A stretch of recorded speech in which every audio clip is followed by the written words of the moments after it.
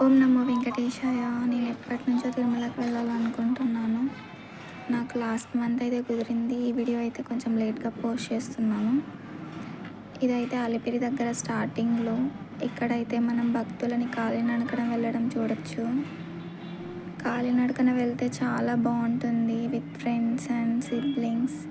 నేనైతే మా అమ్మగారితో వెళ్తున్నాను కాబట్టి నేను బస్‌లో వెళ్తున్నాను ప్రజెంట్. ఇక్కడైతే మనం డే టైంలో వెళ్ళామంటే ఈ వ్యూని చాలా బాగా ఎంజాయ్ చేయొచ్చు. ఈ ఘాట్ రోడ్డు మొత్తం చాలా బాగుంటుంది.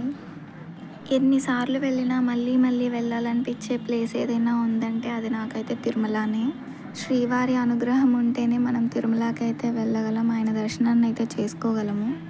వన్స్ మనం తిరుపతి రీచ్ అయ్యామంటే ఆ బస్ స్టాండ్లో తిరుమల బస్సెస్, అలాగే భక్తులని కొండ నుంచి రావడం వెళ్ళడం చూసామంటే మనకి ఆ వైబ్స్ అనేవి అలా ఉంటాయన్నమాట.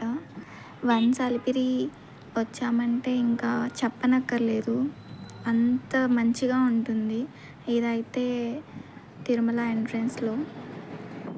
సో అక్కడైతే మన లగేజ్ని స్కాన్ చేస్తారనమాట. ఇంక ఇదైతే ఘాట్ రోడ్ స్టార్ట్ అయిపోయింది. ఇదైతే ఫైనల్గా మేము తిరుమలకి రీచ్ అయిపోయాము. తిరుమలలో చూడాల్సిన ప్రదేశాలు అయితే చాలా ఉంటాయి, కాకపోతే మనకి టైం అనేదే ఉండాలి, కానీ అలాగే అనుగ్రహం కూడా ఉండాలి అన్ని ప్లేసెస్ని చూడాలంటే. అలాగే మనం తిరుమలలో వెంకటేశ్వర స్వామి వారి కంటే ముందు వరాహస్వామి వారి దర్శనం అయితే చేసుకోవాలి. ఇక్కడైతే మనం శ్రీవారి ఉచిత సేవా రథాలు కూడా ఉంటాయి, కాకపోతే చాలా రష్ ఉంటుంది. మేమైతే అన్నప్రసాద కేంద్రం దగ్గరికి వెళ్ళాము.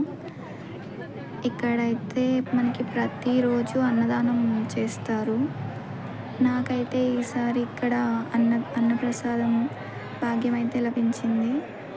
సో ఇదైతే మేము దర్శనానికి వెళ్ళే ముందు మాకైతే నైట్ 9కి అయితే దర్శనం ఇచ్చారు. అన్నమాచార్యుల వారు సంకీర్తనలో చెప్పినట్టు భూలోక వైకుంఠం మన తిరుమలనే. ఎందుకంటే ఆ ప్లేస్ అలా ఉంటుందన్నమాట. ఎందుకంటే సాక్షాత్తు కలియుగ దైవం శ్రీ వెంకటేశ్వర స్వామి వారు ఇక్కడ ఉన్నారు కాబట్టి మనం చాలా అదృష్టవంతులమనే చెప్పుకోవచ్చు.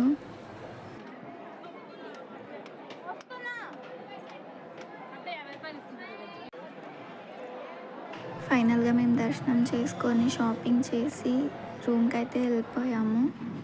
తర్వాత అక్కడే నైట్ స్టే చేసి ఎర్లీ మార్నింగ్ అయితే తిరుపతికి స్టార్ట్ అయ్యాము. తిరుమలకు వెళ్ళిన ప్రతి ఒక్కరికి పునఃదర్శన ప్రాప్తిరస్తు జరగాలని కోరుకుంటూ ఓం నమో వెంకటేశాయ.